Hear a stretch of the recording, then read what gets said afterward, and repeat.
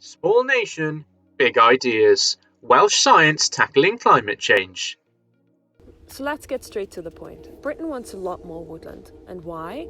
Well, one of the reasons is climate change. We're hoping that the trees can absorb some of the carbon that we have previously released into the atmosphere. One of the ways to integrate trees into our existing landscapes is natural regeneration. So trees that have not been planted and they grow because of seed dispersals through birds or wind, for example.